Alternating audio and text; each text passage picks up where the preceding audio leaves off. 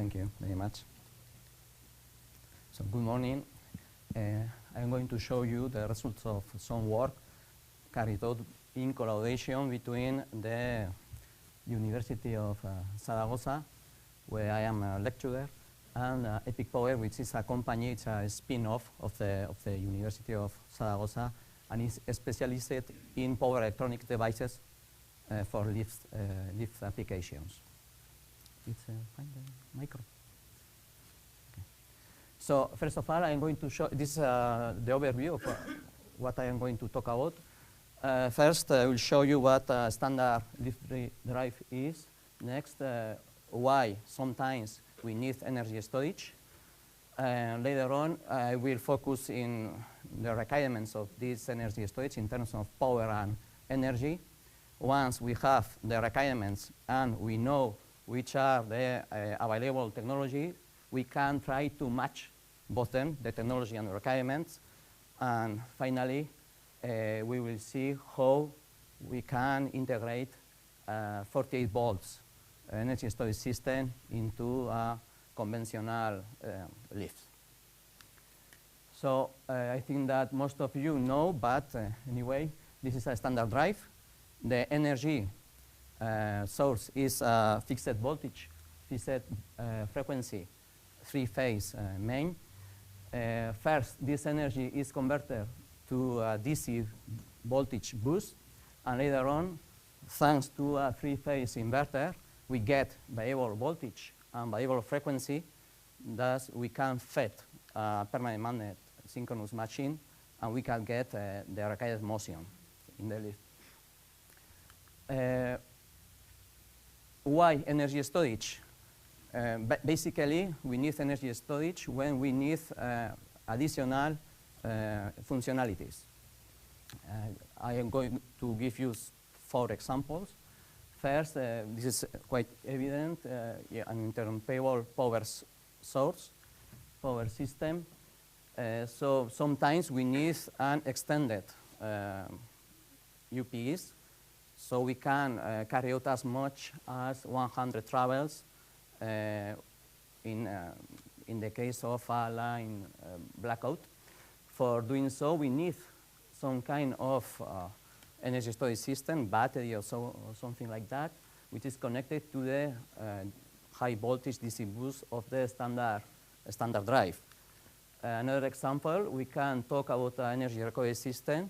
It's a system which is able to store the energy which comes from the lift when it is the lift is generating, and later on, this energy will come back to the lift when the lift is absorbing energy. Another example, sometimes we need to mitigate the peak consumption. Sometimes we are not able to provide 5, 6, 7 kilowatts. And in this case, we can use a battery-based system, which is able to provide almost any power, but this battery system is fed by a single-phase low power connection.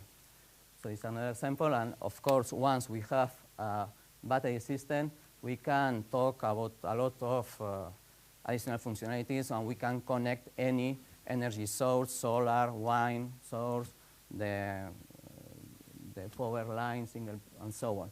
So we can build different puzzles with different elements.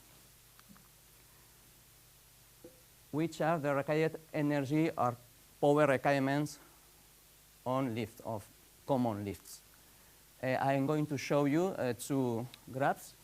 On the left, we have the energy requirements. On the right, we have the power requirements. Energy, we can talk about small lifts and large lifts, okay? So, of course, the larger the lift, the bigger the energy we need. I'm showing you quite a standard trips.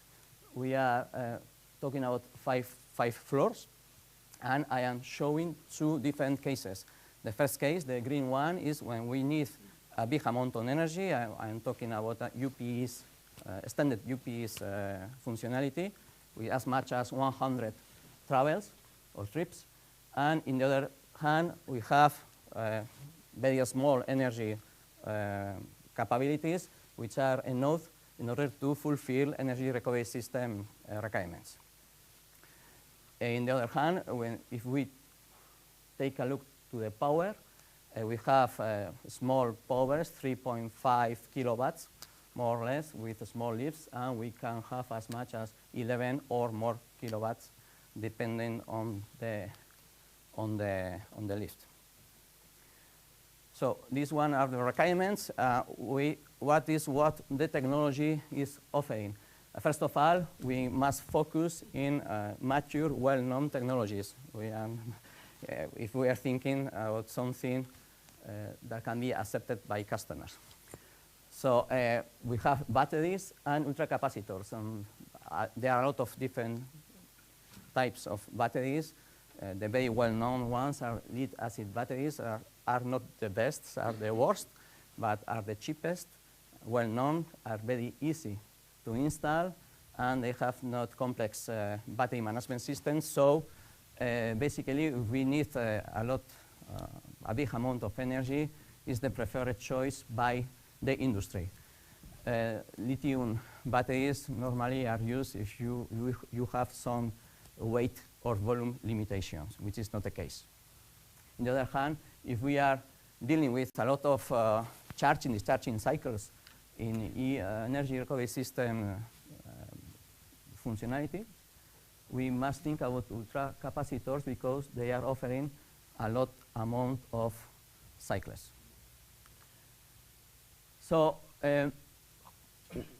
how can we match technology and requirements? First of all, we must take a look what is a standard battery or standard ultracapacitors. And everybody knows that the standard nominal voltage, the highest standard nominal voltage of batteries is 48 volts. It's the same for ultracapacitors. What do I mean with a standard voltage? I'm talking about the availability of a lot of elements that are needed when you work with commercial battery chargers, battery management systems, and so on. So here we have something like a summary. This is, here you have the power requirements and the storage requirements, the energy storage requirements.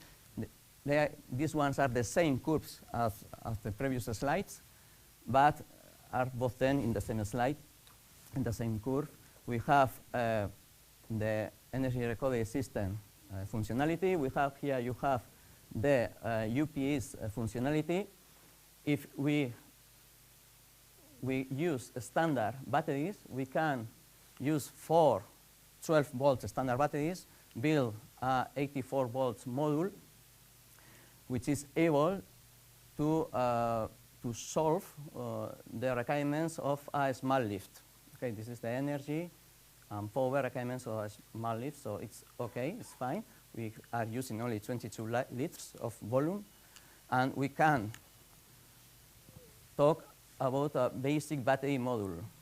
If we are dealing with energy recovery system application, we have the same for ultracapacitors, and with only 10 liters, we can build a basic ultracapacitor module, which is solving the problem for this application, these requirements.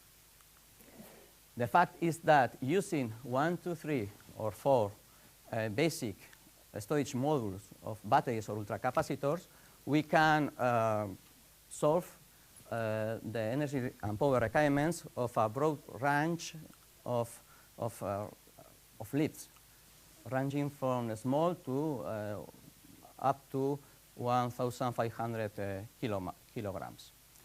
So finally,